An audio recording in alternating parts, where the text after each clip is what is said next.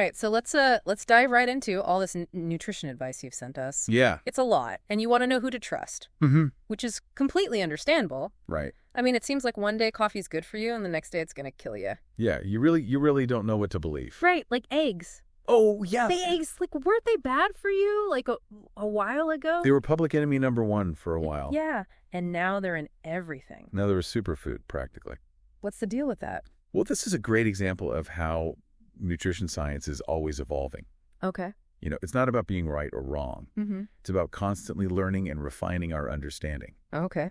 So in the case of eggs, earlier research was really focused on their dietary cholesterol. Right. And they linked that to higher cholesterol levels in our blood. Okay. But as scientists dug a little deeper, they realized that for most people, the cholesterol we eat doesn't actually directly translate to higher cholesterol levels in our blood. Oh, so it's not that the initial research was, like, bad or wrong. Right. It was just, like, one piece of the puzzle. Exactly. And as we get more pieces of the puzzle, the picture becomes clearer. Okay. And sometimes that means that we have to adjust our recommendations based on the new information that we have.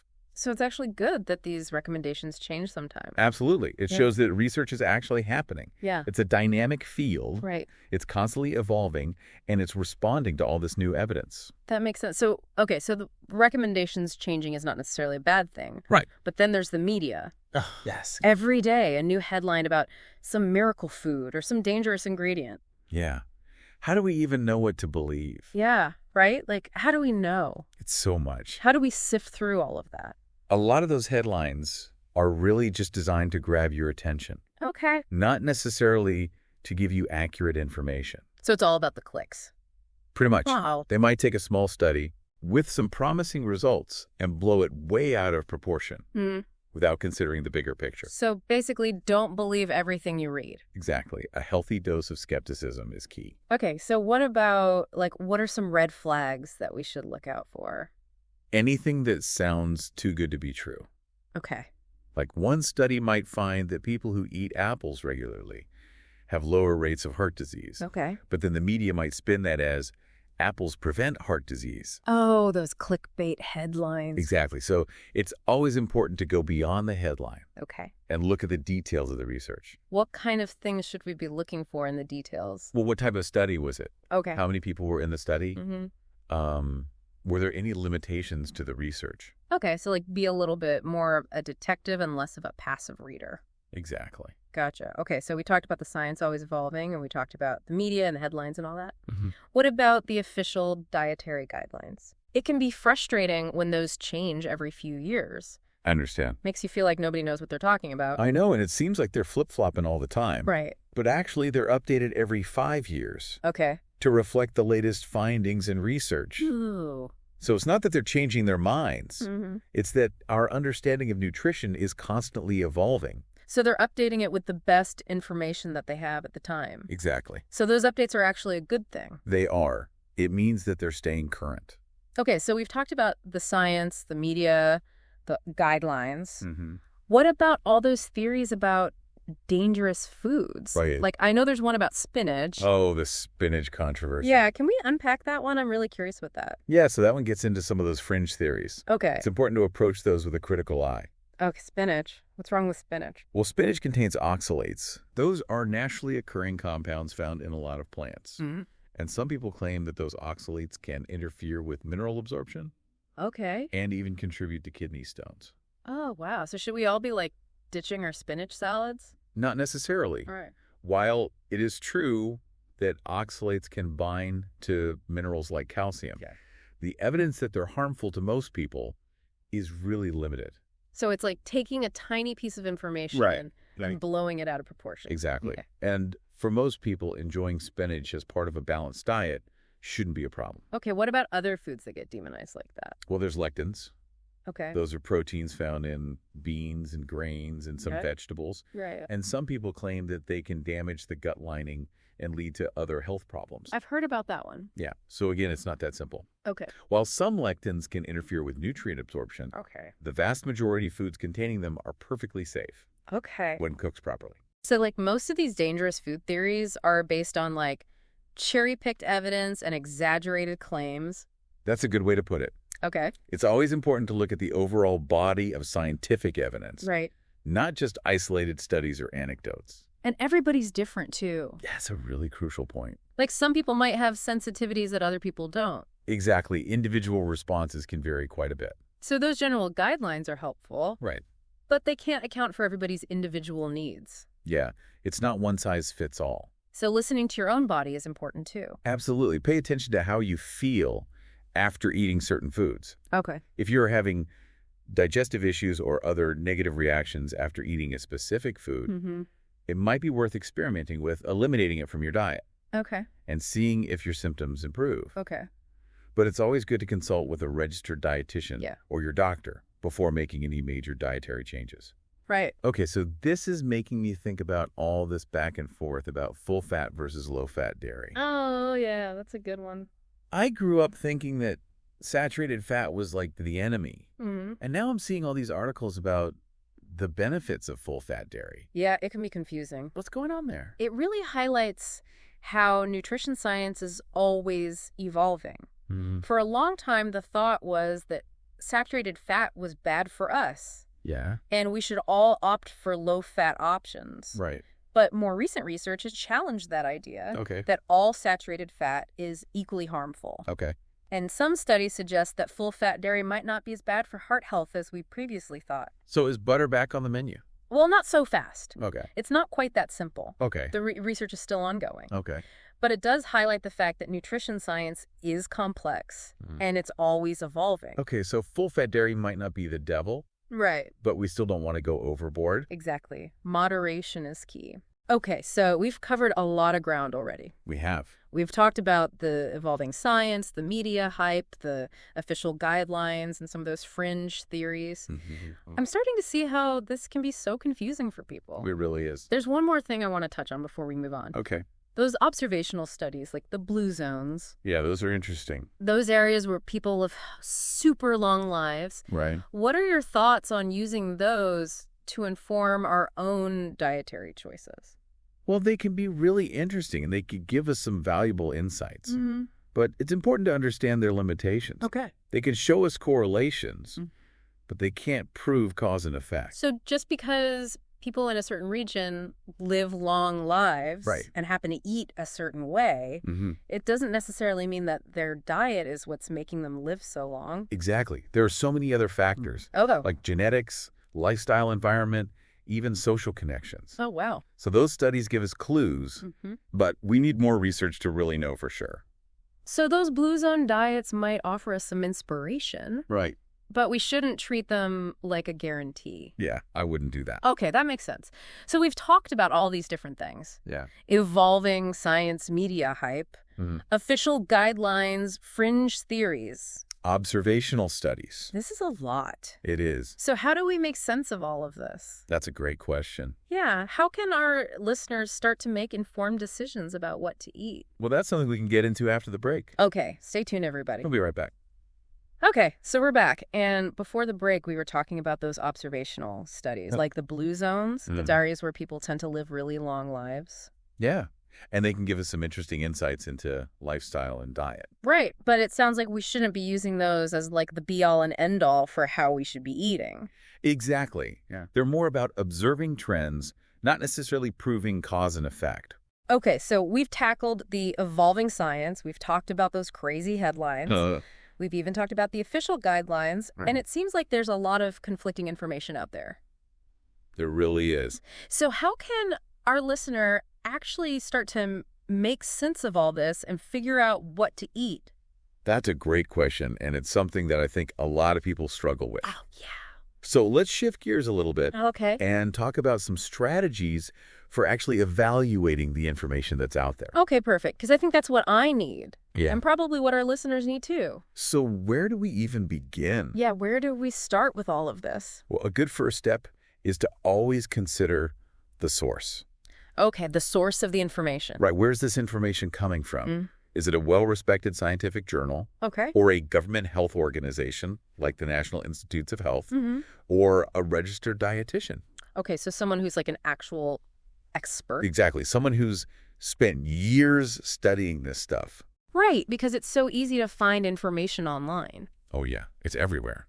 But not all sources are created equal. Definitely not. So that random blog post or that Instagram influencer trying to sell you something, Right. maybe don't take their word as gospel.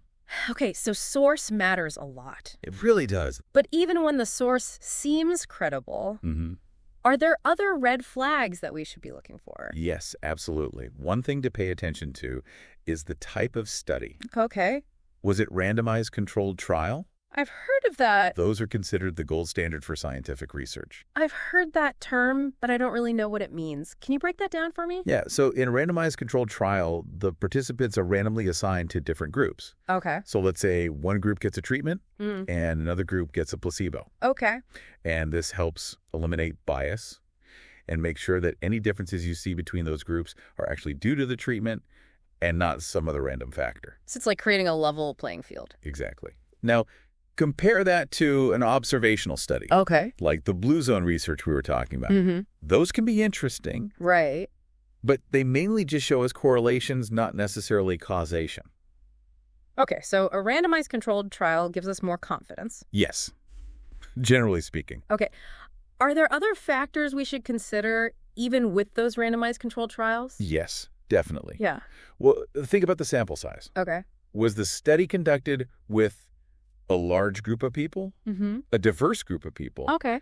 or was it a very small study with just a handful of participants? So a larger and more diverse group would mean that we could apply the results to more people. Exactly. The more representative the sample size, Okay. the more generalizable the results. Gotcha. Okay. What else?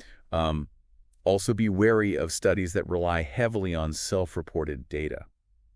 Oh, what do you mean by self-reported data? So that's when researchers are relying on people to report their own behaviors, Okay. like what they ate or how much they exercised. And the problem with that is people don't always remember things accurately, Okay. or they might underreport certain behaviors. So there's bias that could potentially sneak in there. Exactly. Studies that use more objective measures are usually more reliable, Like blood tests. right? Or using a fitness tracker or something like that. So we've got source, type of study, sample size, self-reported data. Yeah. Anything else? Oh, yes. Don't forget about funding. Funding. Yeah, it's always a good idea to see who paid for the research. Okay. Was it an independent body? Okay. Or was it a company that might have an interest in the outcome of the study? Like if a supplement company funded a study about their supplement. Exactly. They might be more likely to find positive results. Right. That makes sense. Yeah. It doesn't necessarily mean that the study's wrong, Right. but it's something to keep in mind. Definitely something to be aware of. So we've got source, type of study, sample size, self-reported data, and funding. That's a lot. That is a lot to keep in mind. It is. Anything else that our listeners should be considering when they're trying to sort through all of this? Well, also be wary of anecdotal evidence. Okay. Just because your friend lost a bunch of weight on a certain diet doesn't mean it's going to work for you. Right. We're all different. Exactly. And what works for one person might not work for another. And we also talked earlier about those too good to be true claims. Right. If it sounds too good to be true, it probably is. Like some miracle cure-all superfood. Exactly. Approach those with a healthy dose of skepticism. And I think it's important to remember that nutrition is complex. It really is. It's not about just labeling foods as good or bad. Right. It's about looking at the big picture. Your overall dietary patterns. Exactly. And also, I think it's important to remember that the experts don't always agree. Oh, yeah, that's a good point. Like, there can be multiple valid perspectives out there. Absolutely. Science is a process. And sometimes new findings challenge those existing beliefs. So how do we know which expert to trust when there are all these differing opinions? We'll look for experts who are transparent about their methods Okay. and their sources. Do they cite their sources? Do they acknowledge any limitations? All right, so they're not just like making stuff up. Exactly. And also pay attention to their credentials. Okay. Are they a registered dietitian? Okay.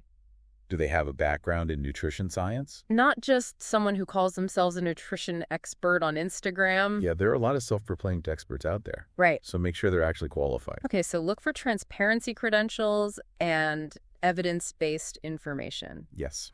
Okay, anything else to consider when we're trying to choose an expert? Well, consider whether they have any financial ties to the advice they're giving. Oh, interesting. Are they promoting a particular product or a diet plan? That could definitely sway their opinion. It could, even if it's subconscious. Right. And finally, no single expert has all the answers. Okay. So it's good to get different perspectives. So we shouldn't be looking for one guru. Right. We should be our own advocate. Exactly. You're in charge of your own health.